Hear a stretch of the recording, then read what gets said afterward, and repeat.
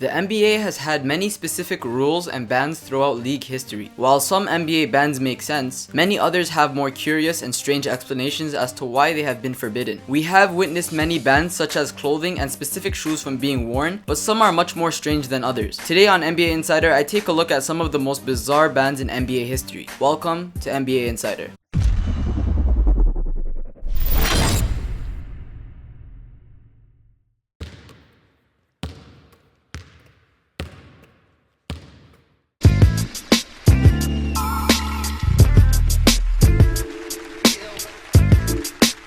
Back in 2004, almost all NBA players would listen to music on their brand new iPods before games or during practice. Back then, it was a cool thing to do and it gave players a chance to plug in their earbuds or headphones and focus on their skill while listening to their song of choice. A good example of this would be Vince Carter. For Vince Carter, pre-game warm-ups seemed like an ideal place to use his iPod. Unfortunately for Vince, the NBA hated music, fun, style, and any combination of those three elements. The league banned Vince Carter and any other players from the use of earbuds or headphones. In regards to Vince Carter and his earbuds, a spokesman for the NBA said, "We informed them that he can no longer do that." That's it. That's all they said. No explanation as to why, just that he can no longer do it. While other sports promote the use of headphones such as Beats, the NBA has completely forbidden headphones of any kind while on the court. This includes during warm-ups, shoot-around, and even as far as in the locker room.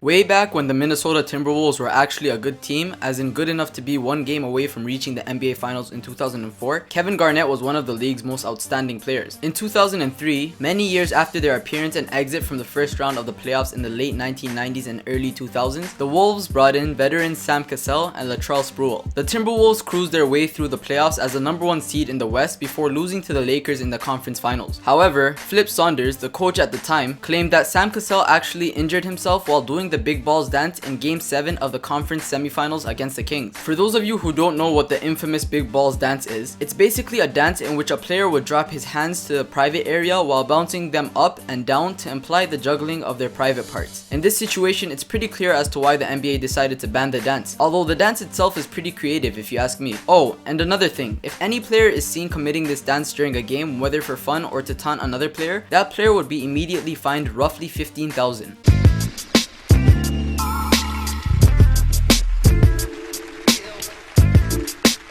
In 2009, long after rapping legend Nelly began the movement, Dwayne Wade started wearing bandages with images on them below his left eye during games. Even though the bandages were supposed to be used for their actual purpose of treating an injury, Wade's bandages became an early statement of independence. Dwayne Wade would arrive and play in games wearing a band-aid with multiple different designs, from the American flag to his Flash nickname and even as personal as his own last name. Wade had them all. It became something even the fans began to appreciate. But that wasn't the case for the NBA. The league decided to ban Wade's stylish bandages because they weren't being worn for healthcare purposes. So much for creativity.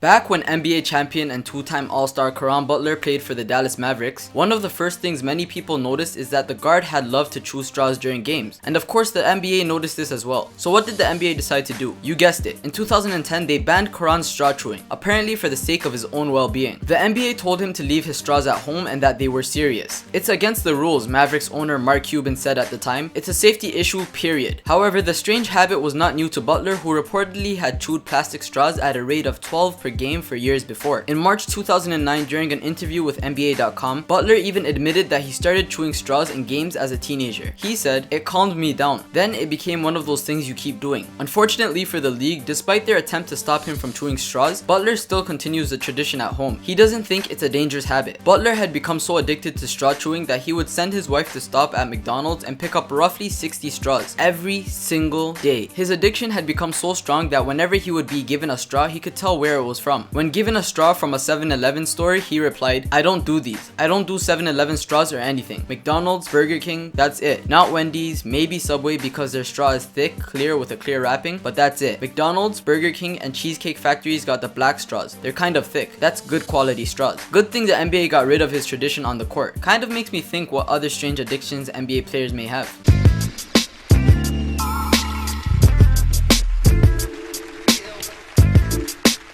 NBA players use headbands for many reasons. Whether it's to keep sweat out of their eyes, holding back their hair, or even for hiding their hairlines, the headband is a popular choice for many players in the league. However, a couple years back, a new trend would begin in the NBA in relation to the use of headbands. In 2010, while playing for the Boston Celtics, point guard Rajon Rondo began wearing his headband with the NBA logo turned upside down. When the NBA said he had to turn it the right side up or face a punishment, Rondo stopped wearing it completely. Following this incident, the NBA announced that uniform rules no longer allowed for players to wear their headbands upside down. A couple of years down the road, Rajon Rondo started wearing the headband on and off. As for this NBA season, after recently joining the Chicago Bulls, it seems like Rondo is back to his headband days. Good thing he is, because apparently he plays better while wearing a headband. While it's cool that Rondo is now back to wearing the headband, it's still strange as to why the NBA bans the upside down headband. If any of you guys know the answer to this, please let me know in the comment section down below.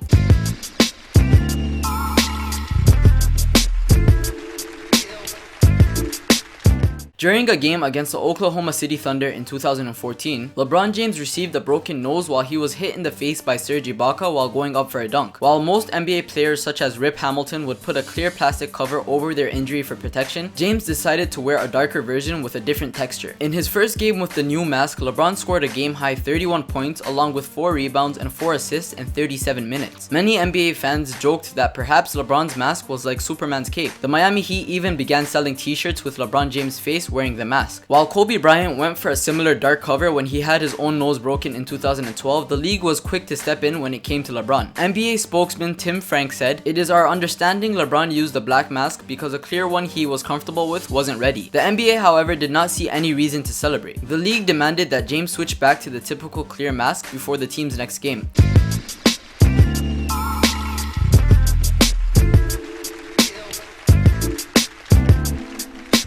In 2013, then New York Knicks guard Iman Shumpert showed his support for the popular company Adidas by getting their logo engraved in his haircut. Although Shumpert enjoyed his haircut, the league did not feel the same way. According to league rules, Item 5 of Section H of the NBA's rulebook says, the only article bearing a commercial logo which can be worn by players is their shoes. The NBA bans players from getting any logos in their hair. Iman Shumpert had an Adidas logo in his hair and was forced by the league to shave it. As this list goes on, you see how the league tries to get involved with players. Following this ban, Iman Shumpert had this to say: "Sorry NBA, didn't realize there were branding issues with the logo. It's not just hair that logos are banned from in the NBA. It's logos on any player's things except their shoes. Players could even get in trouble for having Nike socks or an Adidas sweatband." And that concludes the video. As always, if you enjoyed this video and would like to see more content, make sure to leave a like and subscribe. If I made any mistakes or missed anything that you felt should have been included, let me know. Also, if you have any recommendations for future videos such as interesting stories or topics like this, please feel free to leave them in the comment section down below. As always, thanks for watching NBA Insider.